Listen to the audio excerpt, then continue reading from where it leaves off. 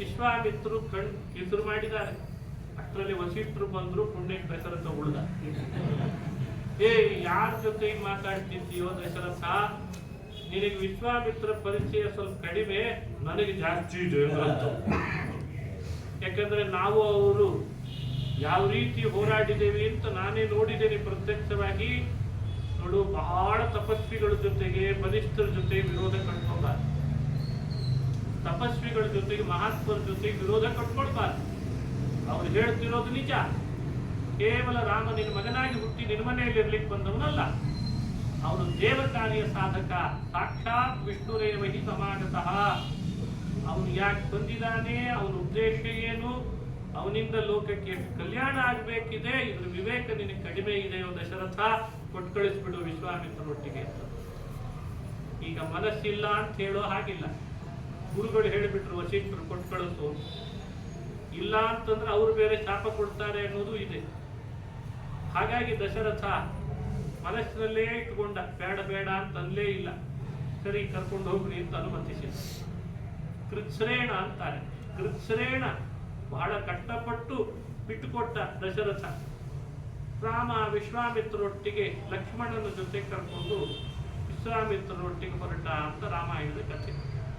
ಏನಿದ್ರ ಸಂದೇಶ?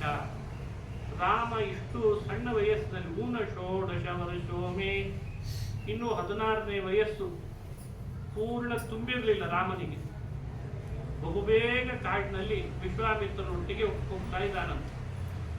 ಇಷ್ಟು ಸಣ್ಣ ವಯಸ್ಸಿನಲ್ಲಿ ರಾಮ ಲಕ್ಷ್ಮಣರಿಬ್ಬರು ವಿಶ್ವಾಮಿತ್ರರನ್ನ ಹಿಂಬಾಲಿಸುವಂತೆ ಆಯ್ತಲ್ಲ. ಈ ಕಥೆ ಸಂದೇಶ ಏನು? ಪ್ರತಿಯೊಬ್ಬ ವ್ಯಕ್ತಿಯು ತನ್ನ ಸಣ್ಣ ವಯಸ್ಸನ್ನು ಯಾವಾಗಲೂ ಒಬ್ಬ ಒಳ್ಳೆ ಮಾರ್ಗದರ್ಶಕ ಹಿರಿಯರ ಜೊತೆ ಕಡಿಬೇಕು. ಆವಾಗ ಶಿಕ್ಷಣ ಪಡಿಬೇಕು. ಯಾಕಂದ್ರೆ ಅದು ವಯಸ್ಸಾದ್ಮೇಲೆ ನಾಲಿಗೆ ತಿರುಗಲ್ಲ. ಕೆಲವರು ವಯಸ್ಸಾದ್ಮೇಲೆ ಮಂತ್ರ ಸ್ತೋತ್ರ, ವಯಸ್ಸಾದ್ಮೇಲೆ ಕಲಿಯೋಣ ಆಚಾರ್ಯ ಅಂತಿರ್ತಾರೆ. ವಯಸ್ಸಿದ್ದಾಗ ಹೊರಡೋದೇ ಕಷ್ಟ ಇರ್ತದೆ, ವಯಸ್ಸಾದ್ಮೇಲೆ ಏನು ಕಲಿತೀವಿ? ಅದಕ್ಕೆ ರಾಮ ತೋರಿಸಿದ ಶೈಶವೇ ಅಭ್ಯಸ್ತ ವಿದ್ಯಾನ. ಕಾಳಿದಾಸರು ಹೇಳ್ತಾರೆ, ಶೈಶವೇ ಅಭ್ಯಸ್ತ ವಿದ್ಯಾನ, ಯೌವನೆ ವಿಶೇಷಿಣ, ವಾರ್ಧಕೆ ಮುನಿವೃತ್ತಿನ, ಯೋಗೇನಾಂತೆ ತನುತ್ಯಜ ಅಂತ. ರಘುಕುಲದ ರಾಜರು ಆ ವಯಸ್ಸಿಗೆ ಅನುಗುಣವಾಗಿ ಏನನ್ನ ಅವರು ಮಾಡ್ತಿದ್ರು? ಶಿಶುವಾದಾಗ, ಅಂದ್ರೆ ವಯಸ್ಸು ಸಣ್ಣದಿರುವಾಗ್ಲೇನೆ ಎಲ್ಲ ವಿದ್ಯೆಯನ್ನು ಕಲೀಲಿಕ್ಕೆ ಮೀಸಲಿಡ್ತಿದ್ರಂತ. ಆ ವಯಸ್ಸನ್ನು ಎಲ್ಲಾ ಥರದ ವಿದ್ಯೆ ಬಂದಿರಬೇಕು, ಯಾವುದು ಬಂದಿಲ್ಲ ಅಂತಿಲ್ಲ. ಶೈಶವೇ ಅಭ್ಯಸ್ತ ವಿದ್ಯಾನ, ಯಾವ್ಯಾವ ಕಲೆಗಳು ಯಾವ್ಯಾವುದನ್ನು ಕಲೀಲಿಕ್ಕೆ ಅವಕಾಶ ಇದೆ ಎಲ್ಲ ಕಲ್ತು ಬಿಡ್ಬೇಕಂತ ವಯಸ್ಸು ಸಣ್ಣದಿದ್ದಾಗ. ವಯಸ್ಸಾಗ್ತಾ ಯೌವನ ಬಂದ್ಮೇಲೆ ಕಲೀಲಿಕ್ಕೆ ಆಗಲ್ಲ. ಯೌವನ ಬಂದಾಗ ವಿಷಯೇಷಿಣ, ಅವಾಗ ಏನಿದ್ರು ಅನುಭವಿಸೋದಂತ, ಭೋಗ ವಿಷಯಗಳ ಅನುಭವ ಮಾಡಿಕೊಡ್ಬೇಕಂತ. ದೇಹದೊಳಗೆ ಹೆಚ್ಚು ಬಲ ಬರಬೇಕು ಅಂತ. ಯಾಕೆ ಅಂದ್ರೆ ಮುಂದೆ ವೃದ್ಧಾಪ್ಯ ಕಳೀಲಿಕ್ಕಿದೆಯಲ್ಲ ಅಂತ. ಆಗ ವೃದ್ಧಾಪ್ಯದೊಳಗೆ ಪರಾಧೀನ ಆಗಬಾರ್ದು ಅಂದ್ರೆ ಯೌವನದಲ್ಲಿ ಟ್ರೈನಿಂಗ್ ತಗೊಂಡಿರ್ಬೇಕು. ಅದಕ್ಕೆ ಯೌವನೇ ವಿಶೇಷಿಣ, ಯೌವನ ಬಂದಾಗ ವಿಷಯಗಳ ಭೋಗ ನಡೆಸಲೇಬೇಕು. ವಾರ್ಧಕ್ಯ ವೃದ್ಧಾಪ್ಯ ಬಂದಾಗ ಪರಾಧೀನ ಆಗಬಾರ್ದಂತೆ. ಮುನಿವೃತ್ತಿನ ಅಂತ, ಋಷಿ ಮುನಿಗಳು ಹಾಗೆ ಆಹಾರ ನಿಯಂತ್ರಣ ಮಾಡಿಕೊಂಡು ವೃತ್ತಿ ನಡೆಸ್ತಿರ್ತಾರೋ, ಧ್ಯಾನ, ಪಾರಾಯಣ, ಭಗವಂತನ ಜಪ, ತಪ, ಅವುಗಳಲ್ಲಿ ಕಾಲ ಕಳೀತಿದ್ರು. ಯೋಗೇನ ಅಂತೆ ತನುಜ, ದೇಹ ಬಿಡಬೇಕು ಅಂತ ಹತ್ರ ಬಂದಾಗ ಕಾಲ ಯೋಗದಿಂದ ದೇಹ ಬಿಟ್ಟು ಹೋಗ್ಬಿಡ್ತಿದ್ರು. ಸಾಕಪ್ಪ, ನಾವಿನ್ನೀ ಮನೆಯಲ್ಲಿ ಇರಲ್ಲ, ಯೋಗದಿಂದಲೇ ದೇಹ ಬಿಟ್ಟು ಹೋಗ್ಬಿಡ್ತಿದ್ರು ಅನಾಯಾಸ. ಇದು ರಘುಕುಲದ ರಾಜರು ಹೀಗಿದ್ರು ಅಂತ ರಘುವಂಶ ಕಾವ್ಯದಲ್ಲಿ ಕಾಳಿದಾಸರು ಹೇಳುವಂಥ ಮಾತು. ಇದೊಂದು ಶಿಕ್ಷಣ ಕೊಡ್ಲಿಕ್ಕೆ ಹೇಳಿದ್ದು, ನಮಗೂ ಹೇಗಿರಬೇಕು ಅಂತ. ಹಾಗಾಗಿ ರಾಮ ತಾನು ಹೇಗಿದ್ದ, ವಯಸ್ಸು ಸಣ್ಣದಿದ್ದಾಗಲೇ ಎಲ್ಲರೂ ವಿದ್ಯೆ ಕಲೀಲಿ ಅಂತ ಶಿಕ್ಷಣ ಕೊಡ್ಲಿಕ್ಕೆ, ಗುರುಗಳನ್ನು ಅನುಸರಿಸಿ ಹೋಗ್ಲಿ ಅಂತ ಲೋಕಕ್ಕೆ ಶಿಕ್ಷಣ ಕೊಡ್ಲಿಕ್ಕೆ, ವಿದ್ಯೆ ಅಭ್ಯಾಸಕ್ಕೆ ಇದೇ ವಯಸ್ಸು ಸರಿಯಾದದ್ದು ಅಂತ ಲೋಕಕ್ಕೆ ತಿಳಿಸಲಿಕ್ಕೆ ವಿಶ್ವಾಮಿತ್ರಂಥ ಗುರುಗಳನ್ನು ಹಿಂಬಾಲಿಸಿದ ಅಂತ ರಾಮಾಯಣ ಕಥೆ. ಅಲ್ಲಿಗೆ ಹೋದ್ಮೇಲೆ ವಿಶ್ವಾಮಿತ್ರರು ಯಜ್ಞ ಮಾಡಿದ್ರು. ಆ ಯಜ್ಞ ರಕ್ಷಣೆ ಆಗ್ಬೇಕಲ್ಲ, ಯಜ್ಞ ಸಾಧಾರಣ ಅಲ್ಲ. ಯಜ್ಞ ಮಾಡುವಾಗ ರಾಮ ಕಟಿಬದ್ಧನಾಗಿ ನಿಂತ, ದೀಕ್ಷಾಬದ್ಧನಾದ. ಯಾವೊಬ್ಬ ರಾಕ್ಷಸರು ಏನು ಮಾಡಲಿಕ್ಕಿಲ್ಲ ನಿಮ್ಮ ಯಜ್ಞವನ್ನ ಅಂತ. ಆದ್ರೆ ರಾಕ್ಷಸರು ಬಂದರು, ವಿಘ್ನ ಮಾಡೋಣ ಅಂತ ಬಂದರು, ಅವರನ್ನೆಲ್ಲ ಕೊಂದ. ವಿಶ್ವಾಮಿತ್ರ ಯಜ್ಞ ಮಾತ್ರ ರಕ್ಷಣೆ ಮಾಡಿದ, ಏನೂ ಆಗದಂತೆ ಮಾಡಿದ. ವಿಶ್ವಾಮಿತ್ರೇಣ ಮಂತ್ರ ಹೃದನುಜ ಸಹಿತ ತಾಟಕಾಂಘಾತುಕೋಸ್ತ್ರಂ. ವಿಶ್ವಾಮಿತ್ರರ ಯಜ್ಞ ರಕ್ಷಣೆ ಮಾಡಿದ. ಯಜ್ಞ ರಕ್ಷಣೆ ಮಾಡಿದ್ದಲ್ಲದೆ ವಿಶ್ವಾಮಿತ್ರರಿಂದ ಮಂತ್ರೋಪದೇಶ ಬೇರೆ ಪಡೆದ ಅಂತಿದೆ. ಗುರುಗಳನ್ನು ಅನುಸರಿಸಿ ಹೋಗಿ ಶಿಕ್ಷಣ ಪಡಿಬೇಕಲ್ಲ, ಮಂತ್ರೋಪದೇಶ ಪಡೆದ. ಮೊದಲು ವಿಶ್ವಾಮಿತ್ರರು ಕೊಟ್ಟಂತ ಮಂತ್ರಗಳು ಎರಡು, ಒಂದು ಬಲ, ಇನ್ನೊಂದು ಅತಿಬಲ ಅಂತ ಮಂತ್ರಗಳು. ಬಲಾತಿಬಲ ಮಂತ್ರಗಳ ಮಹಿಮೆ ಏನು? ಹಸಿವೆ ನೀರಡಿಕೆಗಳು ಬಾಧೆ ಆಗಲ್ಲಂತೆ ಮಂತ್ರ ಸಿದ್ಧಿ ಇದ್ರೆ. ಕಾಡಿನ ಪ್ರಾಣಿಗಳು, ಪಶುಗಳು, ಪಕ್ಷಿಗಳು ಇವರನ್ನ ಪೀಡಿಸಲ್ಲಂತೆ. ಆ ಮಂತ್ರದ ಶಕ್ತಿ ಅಂತದ್ದು ಅಂತಾರೆ. ಅದೇ ಬಲಾತಿಬಲ ಅಂತ. ಯಾಕೆ ಕಾಡಿನಲ್ಲಿ ಋಷಿಗಳು ಮುನಿಗಳು ನಿರ್ಭಯದಿಂದ ಇರ್ತಾರೆ? ನಮಗೆಲ್ಲ ಪ್ರಾಣಿಗಳಂದ್ರೆ ಭಯ, ಅವರಿಗೆಲ್ಲ ನಿರ್ಭಯ. ಹುಲಿ ಜೊತೆಗೆ ಇರ್ತದೆ, ಸಿಂಹ ಜೊತೆಗೆ ಇರ್ತದೆ, ಕಾಡಿನ ಪ್ರಾಣಿಗಳೆಲ್ಲ ಜೊತೆಗೆ ಆಶ್ರಮದೊಳಗೆ ಅವು ಇರ್ತಾರೆ. ಯಾಕೆ ಭಯ ಆಗಲ್ಲ? ಅವರಿಗೆ ಆ ಮಂತ್ರ ಸಿದ್ಧಿ ಇರ್ತದಂತೆ. ಅದಕ್ಕೆ ವಿಶ್ವಾಮಿತ್ರರು ಮೊದಲು ಅದೇ ಮಂತ್ರ ಉಪದೇಶ ಮಾಡಿಬಿಟ್ಟು ಬಲ ಮತ್ತು ಅತಿ ಬಲ ಅಂತ ಮಂತ್ರ ಕೊಟ್ಬಿಟ್ಟು ರಾಮ ಅವರಿಂದ ಅದನ್ನು ಸ್ವೀಕಾರ ಮಾಡಿದ. ಮುಂದೆ ಬೇರೆ ಬೇರೆ ಅಸ್ತ್ರಗಳ ಮಂತ್ರೋಪದೇಶನೂ ಮಾಡಿಸ್ಕೊಂಡ ಅಂತ ಕಥೆ ರಾಮಾಯಣದಲ್ಲಿ ಬರ್ತದೆ. ಈ ಮಂತ್ರೋಪದೇಶದ ಘಟ್ಟ ಇದು ಒಂದು ದೊಡ್ಡ ಸಂದೇಶವಾಹಕ ಅಂತ. ಏನ್ ಸಂದೇಶ? ಬಲಾತಿ ಬಲ. ವಿಚಿತ್ರ ಅಂದ್ರೆ ರಾಮಾಯಣ ಮಂತ್ರದ ಹೆಸರು ಉಲ್ಲೇಖ ಮಾಡ್ತದೆ, ಯಾವುದದು ಮಂತ್ರ ಅಂತ ಹೇಳಲ್ಲ. ಇಂಥೆಲ್ಲ ಸ್ವಲ್ಪ ಮುಚ್ಚಿಡ್ತದೆ ರಾಮಾಯಣ. ಬಹಳ ಅದ್ಭುತ ರಾಮಾಯಣ. ಯಾಕೆಂದ್ರೆ ಗೊತ್ತದಕ್ಕೆ ಮುಂದಿನವರೆಲ್ಲ ಇದನ್ನು ದುರುಪಯೋಗ ಮಾಡ್ಕೊತಾರೆ ಅಂತ. ಈಗ ಮೆಡಿಸನ್ ಕಂಡಿಡ್ದಿರ್ತಾರೆ ಇಂಥ ರೋಗಕ್ಕೆ ಅಂತ, ಆದ್ರೆ ಆ ಮೆಡಿಸನ್ ಹ್ಯಾಕ್ ತಯಾರು ಮಾಡಿದ್ದಾರೆ ಅಂತ ಡೀಟೇಲ್ ಆಗಿ ಕೊಡ್ತಾರ ಫಾರ್ಮುಲಾವನ್ನ. ಯಾಕೆ ಕೊಡಲ್ಲ? ಎಲ್ಲ ಟ್ರಾನ್ಸ್ಪರೆಂಟ್ ಆಗಿರ್ಬೇಕು ತಾನೆ ನಿಮ್ಮ ವ್ಯವಹಾರ. ಇದನ್ನೆಲ್ಲ ಕೊಡ್ಲಿ ನೋಡೋಣ ವೆಬ್ಸೈಟ್ ಅಲ್ಲಿ. ಇಷ್ಟಿಷ್ಟೇ ಇಂತಿಂತಹ ಡ್ರಗ್ ಯೂಸ್ ಮಾಡಿ ಈ ಮೆಡಿಸನ್ ಕಂಡು ಹಿಡಿತದೆ ಅಂತ ಯಾಕೆ ಕೊಡಲ್ಲ? ಫಾರ್ಮುಲಾ ಕೊಡಲ್ಲ, ಮುಚ್ಚಿಡ್ತಾರೆ. ಯಾಕೆಂದ್ರೆ ಅದು ದುರುಪಯೋಗ ಮಾಡ್ಕೊಳ್ತಾರೆ ಅಂತ. ಮಂತ್ರನೇ ನೋಡಿ, ಮೆಡಿಸನ್ನೇ ಹೀಗಿರ್ಬೇಕಾದ್ರೆ ಮಂತ್ರ ಅನ್ನೋದು ಹೇಗಿರ್ಬೇಡ ಹೇಳಿ. ಅದಕ್ಕೆ ಎಲ್ಲಾ ಮಂತ್ರಗಳು ಎಲ್ಲಾ ಯುಗದಲ್ಲಿ ಎಲ್ರಿಗೂ ಯೋಗ್ಯ ಅಲ್ಲ ಅಂತ ವ್ಯವಸ್ಥೆ ಆಗಿದೆ. ಎಲ್ಲಾ ಮಂತ್ರ ಕೊಡಲ್ಲ, ಕೆಲವು ಮಂತ್ರ ಮಾತ್ರ. ಕುಂತಿ ದುರ್ವಾಸರಿಂದ ಎಲ್ಲಾ ದೇವತೆಗಳನ್ನು ವಶಪಡಿಸ್ಕೊಳ್ಳೋ ಮಂತ್ರ ಪಡೆದು ಅಂತದೆ ಮಹಾಭಾರತ. ಸಮಸ್ತ ದೇವ ವಶ್ಯದಂ ಮನೋತ್ತಮಂ ತದಾದದೋ. ದುರ್ವಾಸರು ಸಮಸ್ತ ದೇವ ವಶ್ಯದಂ, ಎಲ್ಲ ದೇವತೆಗಳನ್ನು ವಶ ಮಾಡಿಕೊಳ್ಳುವ ಮಂತ್ರವನ್ನು ಕೊಟ್ಬಿಟ್ರಂತ. ಇಷ್ಟೇ ಮುಂದೆ ಹೇಳಿದ್ರು, ಮುಂದೆ ಹೋಗ್ಬಿಟ್ರು ವೇದವ್ಯಾಸ ಮಹಾಭಾರತದೊಳಗೆ. ಯಾರಾದ್ರೂ ಕೇಳ್ತಾರಲ್ಲ, ವೇದವ್ಯಾಸರೇ ಮಂತ್ರ ಯಾವುದು ಅಂತ. ಹೇಳಲ್ಲ ಅಂತ. ಅದು ನಿಮಗೆ ಗೊತ್ತಿರ್ತದೆ ಮಂತ್ರ, ದಿನ ಪಾರಾಯಣ ಮಾಡುವಾಗಲೇ ಬರ್ತಿರ್ತದೆ. ಆದ್ರೆ ಆ ಮಂತ್ರನೇ ಇದು ಅಂತ ನಮಗೆ ಅದನ್ನು ಪತ್ತೆ ಹಚ್ಚಲಿಕ್ಕೆ ಬಿಡಲ್ಲ. ಯಾಕೆ? ಅದ್ರ ದುರುಪಯೋಗ ಮಾಡ್ಕೊಳ್ತೀವಿ, ಅದ್ರ ಅರ್ಹತೆ ಇರಲ್ಲ ನಮಗೆ. ಇದೇ ಸೂಕ್ಷ್ಮ. ರಾಮಾಯಣದಲ್ಲಿ ಹೀಗೊಂದು ಗುಟ್ಟು ಇದೆ ಅಂತ ಪರಿಚಯಿಸಿದ್ದಷ್ಟೇ, ಎಲ್ಲವೂ ಎಲ್ಲ ಕಾಲದಲ್ಲಿ ಸಿಗುವಂತಹದ್ದಲ್ಲ. ಹಾಗಾಗಿ ಬಲ ಅತಿ ಬಲ ಅನ್ನುವ ಹೆಸರು ಮಾತ್ರ ಉಲ್ಲೇಖಿಸಿ ಆ ಮಂತ್ರದ ಪ್ರಭಾವ ಏನು ಅಂತ ತಿಳಿಸಿ ರಾಮನಿಗೆ ಅದನ್ನು ಉಪದೇಶ ಮಾಡಿದ್ರು ವಿಶ್ವಾಮಿತ್ರರು ಅಂತ ಪರಿಚಯಿಸ್ತಾರೆ. ಇದು ನಮಗೆ ಕೊಡುವಂತ ಒಂದು ತಿಳುವಳಿಕೆ. ನಮಗೆ ಯಾವುದು ಬಲ ಅತಿ ಬಲಗಳಿವತ್ತು ನಮಗೂ ಬೇಕಲ್ಲ. ನಮಗೆ ಕಾಡಿನಲ್ಲಿ ಇಲ್ಲದೆ ಹೋದ್ರು ನಾಡಿನಲ್ಲಿ ಪ್ರಾಣಿಗಳು ಬಹಳ ಗಂಟು ಬಿದ್ದಿದ್ದಾವೆ ಇತ್ತೀಚೆಗೆ. ಹಿಂದಿನಿಂದ ಆಡ್ಕೊಳ್ಳೋರು ಇದ್ದಾರೆ, ಮುಂದಿನಿಂದ ಬೈಯೋರು ಇದ್ದಾರೆ. ಅವು ಕಾಡು ಪ್ರಾಣಿ ಅಟ್ಟೋ ವಾಸಿ, ಯಾವಾಗೋ ಒಮ್ಮೆ ಮೈ ಮೇಲೆ ಎಗರುತ್ತಾರೆ.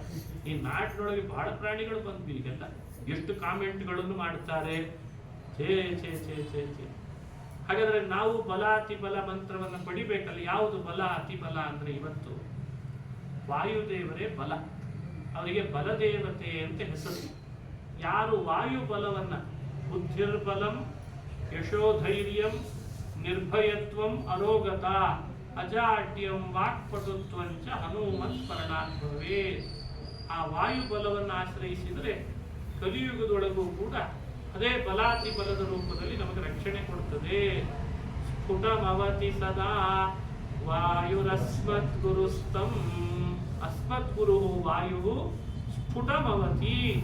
ನಾವು ವಾಯು ಬಲವನ್ನು ಆಶ್ರಯಿಸಿ ಹೊರಟ್ರೆ ನಮ್ಮನ್ನು ರಕ್ಷಣೆ ಮಾಡ್ತಾರೆ ಅಂತ ಇಷ್ಟನ್ನು ತಿಳುವಳಿಕೆ ಕೊಡ್ತಾರೆ. ಮಂತ್ರೋಪದೇಶ ಶಿಷ್ಯರ ಅರ್ಹತೆಗೆ ಅನುಗುಣವಾಗಿರಬೇಕು. ಎಲ್ಲವನ್ನು ಎಲ್ರಿಗೂ ಕೊಡೋ ಹಾಗಿರಲಿಲ್ಲ. ಗುರುಗಳಿಗೆ ಅದು ಕರ್ತವ್ಯವೂ ಹೌದಂತೆ. ಗುರುಗಳಿಗೆ ಶಿಷ್ಯರನ್ನ ತಿದ್ದಿ ಮಂತ್ರೋಪದೇಶ ಕೊಟ್ಟು ಸರಿಯಾದ ದಾರಿಯಲ್ಲಿ ತರಬೇಕು. ಶಿಷ್ಯರಿಗೆ ಗುರುಗಳನ್ನು ಉಪಸತ್ತಿ ಮಾಡಿ ಮಂತ್ರ ಪಡೆದು ಸರಿಯಾದ ದಾರಿಯಲ್ಲಿ ಹೋಗಬೇಕು. ಈ ಗುರು ಶಿಷ್ಯ ಭಾವದ ಸಂಬಂಧವನ್ನ ಉಪನಿಷತ್ತುಗಳು ಏನು ಸಾರ್ತಾವೆ ಅದನ್ನೇ ಭೂಮಿಯಲ್ಲಿ ಪ್ರಕಟಪಡಿಸಿದವನು ರಾಮ, ಗುರುಸ್ಥಾನದಲ್ಲಿ ಪ್ರಕಟಪಡಿಸಿದವನು ವಿಶ್ವಾಮಿತ್ರ ಅಂತ ರಾಮ ಹೇಳ್ತಾನೆ. ನೋಡಿ, ಗುರು ಶಿಷ್ಯ ಭಾವ ಹೇಗಿರ್ಬೇಕು. ನಮ್ಮ ಇವತ್ತು ಏಳಿಗೆಗೆ ಬಹಳ ಕುಂಠಿತ ಆಗಿರೋದಿದೆ. ನಾವು ಗುರು ಶಿಷ್ಯ ಭಾವ ಕಳ್ಕೊಂಡ್ಬಿಟ್ಟು ನಾವು ಇವಾಗೆಲ್ಲ ಸರ್ ಸರ್ ಅಲ್ಲಿಗೆ ಶುರು ಮಾಡಿದ್ದೀವಿ. ಏನ್ ಸರ್ ಏನ್ ಸರ್ ಅಂತೀವಿ. ಇದೆಲ್ಲ ಗುರು ಶಿಷ್ಯ ಭಾವ ಕಳೆದುಕೊಂಡದ್ದು. ಸಹನಾವತು ಸಹನೋ ಪುನಕ್ತು ಸಹ ವೀರ್ಯಂಕರವಾವಹೈ ತೇಜಸ್ವಿನಾವಧೀತಮಸ್ತು ಮಾ ವಿದ್ವಿಷಾವಹೈ. ಓಂ ಶಾಂತಿ ಶಾಂತಿ ಶಾಂತಿ. ಇದು ಗುರು ಶಿಷ್ಯ ಭಾವ. ಗುರು ಶಿಷ್ಯರಿಬ್ಬರು ಸೇರಿ ಹೀಗೆ ದೇವರನ್ನು ಪ್ರಾರ್ಥಿಸ್ಬೇಕಂತ. ನಾವು ಸಹ ಅವತ್ತು ನಮ್ಮಿಬ್ಬರನ್ನು ಒಟ್ಟಿಗೆ ರಕ್ಷಿಸಲಿ. ಯಾವುದರಿಂದ? ಲೋಕದಲ್ಲಿ ನಡೀತಾ ಇರುವ ಅನಾಹುತಗಳಿಂದ ನಮ್ಮನ್ನು ರಕ್ಷಿಸಲಿ. ಸಹನೋ ಭುನಕ್ತು. ನಮ್ಮಿಬ್ಬರಿಗೆ ಸಿಗಬೇಕಾದ ಆಹಾರ, ಬುದ್ಧಿಗೆ ದೇಹಕ್ಕೆ ಆಹಾರ ಅದು ಒಟ್ಟಿಗೆ ಸಿಗಲಿ. ಸಹನೋ ಭುನಕ್ತು ಸಹ ವೀರ್ಯಂಕರವಾವಹಿ. ಮುಂದೆ ನಾವು ಮಾಡುವ ಜ್ಞಾನ ಮಥನ, ಅರಣಿ ಮಥನ ಅಂತ ಮಾಡ್ತಾರೆ. ಅರಣಿ ಮಥನದಿಂದ ಜ್ಞಾನದ ಬೆಂಕಿ ಉದಯಿಸಬೇಕು. ಜ್ಞಾನದ ಬೆಂಕಿ ಉದಯಿಸಿದರೆ ಮಾಡಿದ ಪಾಪಗಳೆಲ್ಲ ಹತ್ತಿಯಂತೆ ಸುಟ್ಟು ಹೋಗ್ಬಿಡ್ತಾರೆ. ಅದು ನಡಿಬೇಕು. ಯಾವಾಗ ಅದು ನಡಿಲಿಕ್ಕೆ ಬೇಕಾದ ಜ್ಞಾನದ ಅಗ್ನಿ ಉರಿಲಿಕ್ಕೆ ಬೇಕಾಗುವಷ್ಟು ಶಕ್ತಿ, ಮಥಿಸ್ಲಿಕ್ಕೆ ಬೇಕಾಗುವ ಶಕ್ತಿ, ಆ ವೀರ್ಯವನ್ನ ಶಕ್ತಿಯನ್ನ ನಮ್ಮಿಬ್ಬರಿಗೂ ಒಟ್ಟಿಗೆ ಕೊಡ್ಲಿ. ಸಹ ವೀರ್ಯಂಕರವಾವಹೈ ತೇಜಸ್ವಿನಾವಧೀತಮಸ್ತು ಮಾ ವಿದ್ವಿಷಾವಹೈ. ನಮ್ಮಿಬ್ಬರೊಳಗೆ ಯಾವುದೇ ಶತ್ರುಗಳು ಬಂದ್ರು ಅವರನ್ನ ದಮನ ಮಾಡ್ಲಿಕ್ಕೆ ಬೇಕಾಗುವ ತೇಜಸ್ಸು ಕೊಡ್ಲಿ ಅಂತ ಪ್ರಾರ್ಥನೆ ಮಾಡಿ. ತೇಜಸ್ವಿನವು, ನಮ್ಮಿಬ್ಬರನ್ನ ತೇಜಸ್ವಿಗಳನ್ನಾಗಿ ಮಾಡು ಅಂತ ದೇವರನ್ನು ಪ್ರಾರ್ಥಿಸ್ಬೇಕು. ಮಾ ವಿದ್ವಿಷಾವಹೈ. ಗುರುವಿನ ಬಗ್ಗೆ ಶಿಷ್ಯನಿಗೆ, ಶಿಷ್ಯನ ಬಗ್ಗೆ ಗುರುಗಳಿಗೆ ಯಾವುದೇ ಕಾರಣಕ್ಕೂ ದ್ವೇಷದ ಭಾವ ಬರದೇ ಇರಲಿ. ನೋಡಿ, ಇದೆಲ್ಲ ದೇವರು ಕೊಡುವ ಭಾಗ್ಯ. ಮಾ ವಿದ್ವಿಷಾವಹೈ. ಓಂ ಶಾಂತಿ ಶಾಂತಿ ಶಾಂತಿ. ಆಧ್ಯಾತ್ಮಿಕ, ಆದಿಭೌತಿಕ, ಆದಿದೈವಿಕ ಶಾಂತಿ, ಮೂರು ತಾಪಗಳಿಗೆ ಶಾಂತಿ ಹಾಡಬೇಕಂತ. ಆವಾಗ ನಮ್ಮ ಜ್ಞಾನದ ಮಥನ, ಅರಣಿ ಮಂಥನದಿಂದ ಅಗ್ನಿ ಬಂದಂತೆ ಜ್ಞಾನ ಅಗ್ನಿ ಉರಿಲಿಕ್ಕಾಗ್ತದೆ. ಇದು ಗುರು ಶಿಷ್ಯ ಭಾವ. ಇದನ್ನ ಲೋಕಕ್ಕೆ ಶಿಕ್ಷಣ ಕೊಟ್ಟವನು ರಾಮ ಹಾಗೂ ವಿಶ್ವಾಮಿತ್ರರು ಅಂತ ರಾಮಾಯಣ ಈ ತಿಳುವಳಿಕೆಯನ್ನು ಕೊಡ್ತದೆ. ಆಮೇಲೆ ವಿಶ್ವಾಮಿತ್ರರೊಟ್ಟಿಗೆ ರಾಮ ಹೊರಟಾಗ ಯಾವುದು ಅವನ ದಾರಿಯಲ್ಲಿ ಇಂಥ ಕೆಲಸ ಕೈಗೆ ಎತ್ಕೊಂಡದ್ದು ಫೇಲ್ ಆಯಿತು ಅಂತಿಲ್ಲ. ಎಲ್ಲ ಸಕ್ಸಸ್. ನೋಡಿ, ಎಲ್ಲ ಸಕ್ಸಸ್ ಆಗಿದೆ. ಯಜ್ಞ ರಕ್ಷಣೆ ಸಕ್ಸಸ್ ಆಯಿತು. ಋಷಿ ಮುನಿಗಳಿಗೆಲ್ಲ ರಕ್ಷಣೆ ಸಕ್ಸಸ್ ಆಯಿತು. ರಾಕ್ಷಸರ ಸಂಹಾರ ಅದು ಪೂರ್ಣ ಆಯಿತು. ಎಲ್ಲಿವರೆಗೂ ಕಲ್ಲನ್ನು ಹೆಣ್ಣು ಮಾಡಿ ಗೌತಮರ ಜೊತೆಗೆ ಅಹಲ್ಯೆಯನ್ನು ಯೋಜಿಸಿದ್ದು ಅದು ಸರಿ ಹೋಯಿತು. ಶಿವ ಕೊಟ್ಟ ಬಿಲ್ಲನ್ನ ಜನಕರಾಜನ ಆಸ್ಥಾನದಲ್ಲಿ ಮುರಿದದ್ದು ಅದು ಸರಿ ಹೋಯಿತು. ನನಗೆ ಮದುವೆ ಆಗ್ಬೇಕು ಅದು ಸೀತಾ ಕಲ್ಯಾಣ ಅದು ಸರಿ ಹೋಯಿತು. ಪುನಃ ಅಯೋಧ್ಯೆಗೆ ಕರೆದುಕೊಂಡು ಬಂದ ಅದು ಸರಿ. ಎಲ್ಲ ಸರಿ. ಅಂದ್ರೆ ಲೋಕಕ್ಕೆ ಒಂದು ಶಿಕ್ಷಣ ಕೊಡ್ತಾನೆ. ಯಾವ ವ್ಯಕ್ತಿ ಗುರುಗಳನ್ನು ಹಿಂಬಾಲಿಸ್ತಾನೆ ಅವನ ಬದುಕಿನಲ್ಲಿ ಅವನಿಗೆ ಎಲ್ಲ ರೀತಿಯಿಂದ ಸಕ್ಸಸ್ ಸಿಗ್ತದೆ. ಯಾರು ಗುರುಗಳನ್ನು ಆಶ್ರಯಿಸಿಲ್ಲ, ಅವರನ್ನು ಅವಲಂಬಿಸಲಿಲ್ಲ, ಅವರ ಮಾತು ಕೇಳಲಿಲ್ಲ, ಅವರನ್ನು ಆಶ್ರಯಿಸಲಿಲ್ಲ, ಅವನು ಯಾವ ದಾರಿಯಲ್ಲಿ ಹೋಗ್ಲಿಕ್ಕೆ ಹೋದ್ರು ಕಲ್ಲು ಮುಳ್ಳು ಅದರಲ್ಲೇ ಬಿದ್ದು ಹೊರಡಾಡ್ತಾರೆ. ಹಾಗಾಗಿ ಗುರುವಿನ ಗುಲಾಮನಾಗುವ ತನಕ ದೊರೆಯದಣ್ಣ ಅನ್ನೋ ತತ್ವ ದಾಸರ ಮುಖದಲ್ಲಿ ಬಂದದ್ದು ಅದು ನಿಜವಾದ ತತ್ವ. ಅದನ್ನೇ ರಾಮ ಲೋಕಕ್ಕೆ ಶಿಕ್ಷಣ ಕೊಟ್ಟ. ವಿಶ್ವಾಮಿತ್ರೇಣ ಮಂತ್ರ ಹೃದನುಜ ಸಹಿತ ತಾಟಕಾಘಾತುಕೋಸ್ತ್ರಂ. ಮೊದಲು ರಾಮ ಸಂಹಾರ ಮಾಡಿದ್ದು ತಾಟಕೆಯನ್ನ ಅಂತ ತಾಟಕ ಸಂಹಾರದ ವರ್ಣನೆ ಮಾಡಿ ಬ್ರಹ್ಮಾಸ್ತ್ರಗಳನ್ನು ಉಪದೇಶ ಪಡೆದ ಅಂತ ಮುಂದುವರಿತದೆ ಕಥೆ. ನಾಳೆಯಿಂದ ಮತ್ತೆ ಆ ಕಥಾ ಭಾಗ ಪ್ರಮೇಯದ ಭಾಗವನ್ನ ನೋಡ್ತಾ ಹೋಗೋಣ ಅಂತ ಹೇಳ್ತಾ ಇವತ್ತಿನ ಉಪನ್ಯಾಸವನ್ನು ಮುಕ್ತಾಯ ಮಾಡ್ತೇನೆ. ಒಂದು ಶ್ಲೋಕ ನಮ್ಮ ಗುರುಗಳು ಹೇಳ್ತಾರೆ, ಬಹಳ ಪ್ರಸಿದ್ಧ ಇದು ರಾಮನ ಸ್ತೋತ್ರ. ಪ್ರವಚನ ಮುಗಿದ ಮೇಲೆ ಒಂದು 5 ಬಾರಿ ಆ ಶ್ಲೋಕ ಹೇಳ್ತೇನೆ. ನಿಮಗೂ ಎಲ್ಲ ಬರ್ತದೆ, ನೀವು ಮನಸ್ಸಿನಲ್ಲಿ ಅದನ್ನು ಹೇಳಿ. ಲೋಕಕ್ಕೊಂದು ಕಲ್ಯಾಣ ಆಗಬೇಕು, ನಮ್ಮ ಕುಟುಂಬ ಸದಸ್ಯರಿಗೆಲ್ಲ ಕಲ್ಯಾಣ ಆಗಬೇಕು. ಅದು ರಾಮನಿಂದಲೇ ಸಾಧ್ಯ. ಅನಾಯಾಸೇನ ನಮ್ಮ ಸುಧೀಂದ್ರ ಅವರು ಅವಕಾಶ ಕೊಟ್ಟಿದ್ದಾರೆ. ಸಾಮೂಹಿಕವಾಗಿ ರಾಮನನ್ನು ಪ್ರಾರ್ಥಿಸೋಣ. ಆಪದಾಮಪಹರ್ತಾರಂ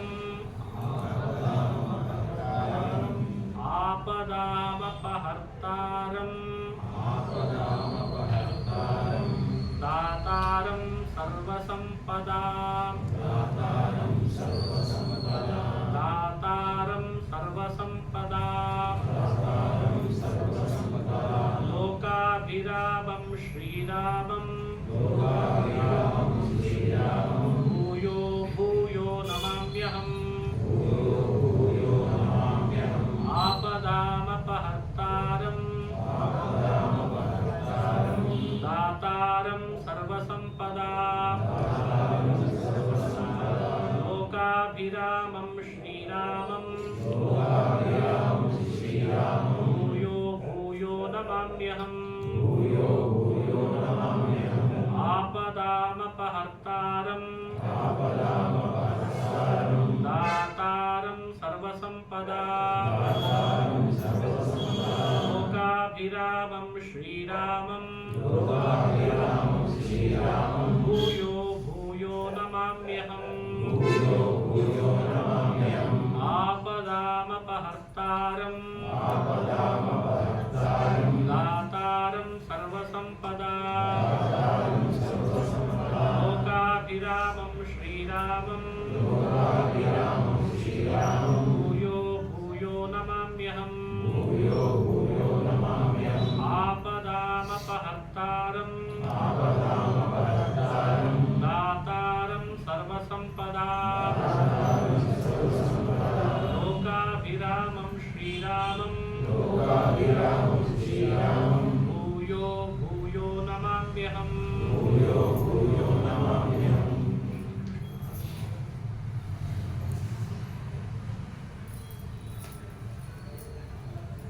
Upon